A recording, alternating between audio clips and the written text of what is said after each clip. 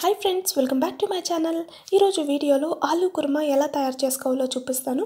ముందుగా మనము ఆలూ కుర్మాని తయారు చేసుకోవడానికి మసాలా పేస్ట్ ప్రిపేర్ చేసుకోవాలి. దీనికి గాను మనం ఒక కడాయి పెట్టుకొని అందులో గసగసాలు, ఎండు కొబ్బరి, జీడిపప్పు వేసుకొని మనము దూరగా వేయించుకొని చల్లారపెట్టుకోవాలి. ఇప్పుడు ఇలా చల్లారపెట్టుకున్న మిశ్రమాన్ని మిక్సీ జార్లో వేసుకొని ఫైన్ పౌడర్ లాగా మిక్సీ పట్టుకోవాలి. ఇప్పుడు ఇందులోకి 2 కట్ చేసి పెట్టుకున్న టమాటా కూడా వేసుకొని బాగా పేస్ట్ లాగా రెడీ చేసుకొని మనము సిద్ధం చేసుకోవాలి.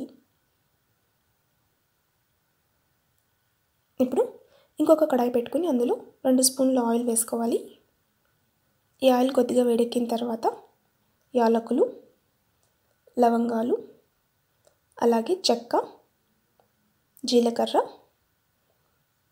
ఉల్లిపాయలు, పచ్చిమిర్చి వేసుకోవాలి.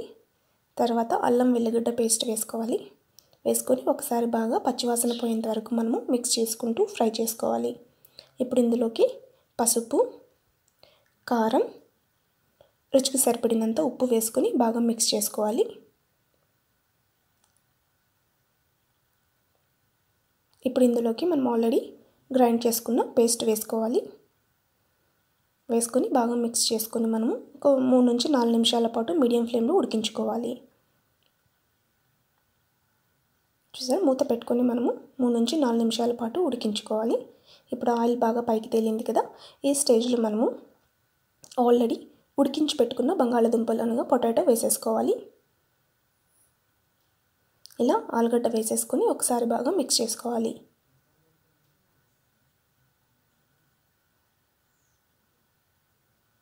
మిక్స్ చేసుకున్న తర్వాత ఒక అర గ్లాస్ వాటర్ యాడ్ చేసుకొని ఒకసారి బాగా మిక్స్ చేసుకొని ఒక 2 నిమిషాల పాటు మీడియం ఫ్లేమ్లో మనము ఉడికించుకోవాలి.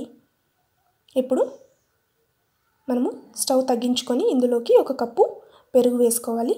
అలాగే 1/2 స్పూన్ గరం మసాలా వేసుకోవాలి. వేసుకొని బాగా మిక్స్ చేసుకొని లో ఫ్లేమ్లోనే మనము దీన్ని ఉడికించుకోవాలి. ఇప్పుడు ఇందులో నేను 1 గ్లాస్ దాకా వాటర్ యాడ్ చేస్తాను. మీ కన్సిస్టెన్సీని బట్టి యాడ్ చేసుకొని ఒక 5 నిమిషాల పాటు లో ఫ్లేమ్లో బాగా ఉడికించుకోవాలి. కొద్దిగా ఆయిల్ పైకి తేలేంత వరకు ఉడికించుకుంటే బాగా సరిపోతుంది. ఇలా మధ్య మధ్యలో మనము కలుపుకుంటూ, చూసారా ఆయిల్ బాగా పైకి తేలింది. ఈ స్టేజ్లో మనము ఫైనల్గా కొత్తిమీరతో గార్నిష్ చేసుకోవాలి. కొత్తిమీరని యాడ్ చేసుకుంటే ఒకసారి కొత్తిమీరని యాడ్ చేసుకున్న తర్వాత బాగా మిక్స్ చేసుకోవాలి. అంతేనండి, ఎంతో సింపుల్గా మనము restaurant style or hotel style బిర్యానీస్లోకి, రోటీస్లోకి ఎంతో టేస్టీగా ఉండే ఆలూ కుర్మా రెడీ అవుతుంది. ఎలా ఉంది ఈ రెసిపీ? మీకు నచ్చిందా? నచ్చినట్టయితే మీరు కూడా ట్రై చేసి ఎలా వచ్చిందో ఫీడ్బ్యాక్ చేయండి. Thank you.